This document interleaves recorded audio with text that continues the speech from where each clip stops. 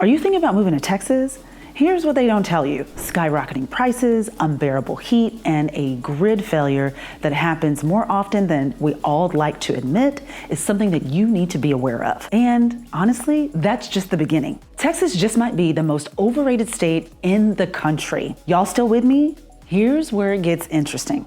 A lot of folks move to Texas with big dreams of open spaces, no state income tax, and that traditional Southern hospitality. This sounds perfect, right? But there's another side of Texas that's really not picture perfect at all. From skyrocketing property taxes to unpredictable weather, Texas doesn't have your back in a lot of ways. Texas has some serious issues that make life a challenge. Let's break that down. Let's talk about the weather. Now, Texas is known for some heat, but really, honestly, it's changed over the years and it's more intense than it was before. In the summertime, temperatures frequently hit over 100 degrees for weeks, sometimes months on end, which means that if you're trying to hang out outside, it becomes almost unbearable. To add to that, many cities in Texas end up being in some sort of water restrictions. And that goes from Wimberley, Texas, all the way to the Central Texas area, which honestly, we frequent these water shortages or water restrictions quite often because of our crazy weather. I know what you're probably thinking.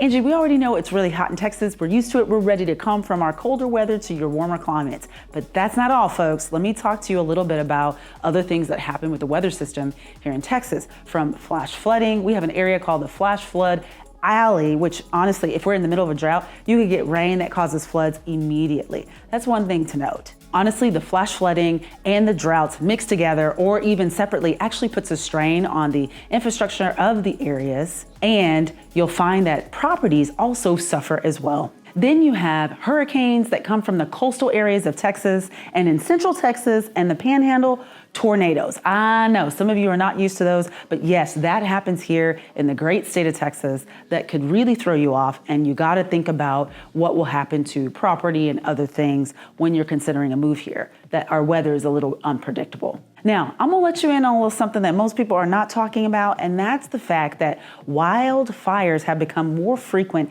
and intense in certain areas of Texas. So now you gotta contend with that. So you've got flash flooding, you've got drought systems, you've got tornadoes, you've got hurricanes, and on top of all of that, you have to get used to some of the wildfires depending on what location you're choosing to live in Texas. Now, why is that important? All of those things actually mess with your home insurance, which we're gonna talk about those increases here in a bit, but you definitely need to note that as you're looking at different locations in Texas. All of this extreme weather actually causes another consequence, and that is putting pressure on the power grids. Texas operates its own independent power grid system, which on paper sounds great, right? We're totally independent. That's one of the things we're known for in the state of Texas, but that also comes as a consequence as well, which is when you have severe weather and it's putting a lot of pressure on that one grid, it causes a lot of issues. In reality, it's left Texans vulnerable. I'll give you an example. Back in 2021, we had snowpocalypse, as we nickname it, which is this winter weather that came in that really caused and wreaked a lot of havoc, meaning there was millions of people without power for days and days and days. There were rolling power in some areas. We actually experienced that where I am located, and it just left people doubting the security of our power grids here. Fast forward to this past summer, it was put to the test again, where we had extreme heat, where people were without air conditioning, okay, and 100+ degrees, and inside their homes was even worse, without water. It was terrible, putting residents in a predicament once again. While Texas prides itself on its independence, that comes at a price. And actually, it falls on the residents, which is unfortunate. And speaking of prices, let's talk about the cost of living and how that can affect your lifestyle while living in Texas. And speaking of prices, Texas isn't the bargain that it used to be. Let's take a look at the cost of living. Texas used to be known for its affordable living, but lately, home prices, along with property taxes,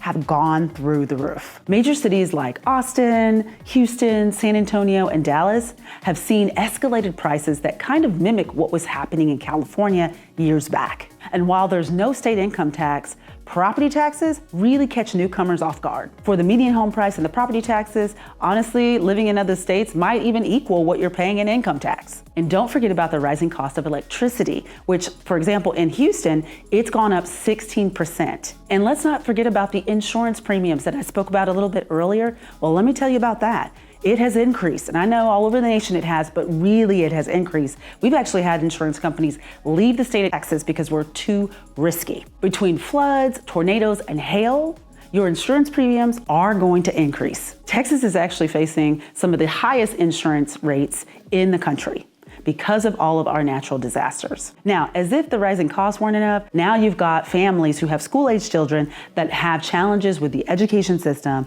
and you've got the healthcare system that you need to consider. For those with families, the quality of the education system and healthcare system can be deal breakers. Texas ranks near the bottom when it comes to healthcare accessibility and affordability. Texas has some of the lowest uninsured rates, especially for children, and rural areas which have very limited access and options, which means longer wait times if you need care. Education isn't much better. Texas has some of the largest school districts, but with budget constraints and a higher student-teacher ratio, this means that schools struggle to meet quality standards in certain locations. So for folks who value accessibility, quality services, this might be a harsh reality check. I know it's a lot to take in, but I've got more. Let's talk about traffic and infrastructure. Texas is notoriously known for poor transportation systems, and that's throughout the state. And I get it. We're a huge state, 800 miles wide and 800 miles long. It's a lot of transporting or being able to develop a system to be able to carry people to and fro.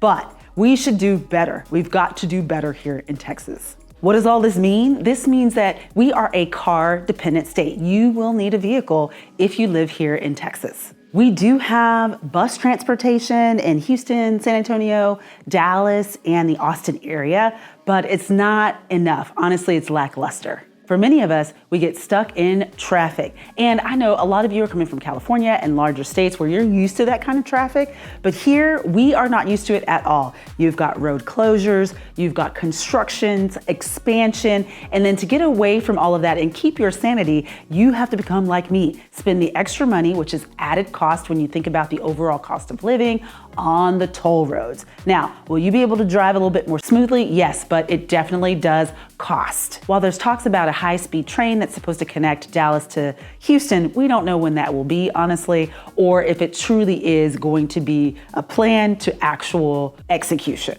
To top it all off, Texas has some of the most dangerous roads. And what I mean by that is we are one of the top states that is ranked for worst for drivers, meaning the number of accidents that happen in the state of Texas is unreal. There's more fatal crashes that happen here than anywhere else. Now that I've freaked all of you out, let's bring it all together. Here's some final thoughts. Texas definitely has some very big opportunities when it comes to businesses, when it comes to employment, when it comes to some parts of Texas are still very affordable. But be prepared for some big trade-offs as well. Whether it's the unrelenting heat or skyrocketing taxes or skyrocketing costs, the unique set of challenges that come with living here, Texas may not be for everybody. So what do you think? Is Texas still on your list of top places to move to? Or are you thinking twice about the realities about living here? Let me know in the comments. Hey, are you looking to make a move to the Lone Star State and you don't yet have a real estate professional? My team and I would love to be the ones to help you. Found this video helpful? Then hit that like button. And if you're feeling my vibe, don't forget to subscribe and hit that bell so that you don't miss a thing. And I'll see y'all on the next one.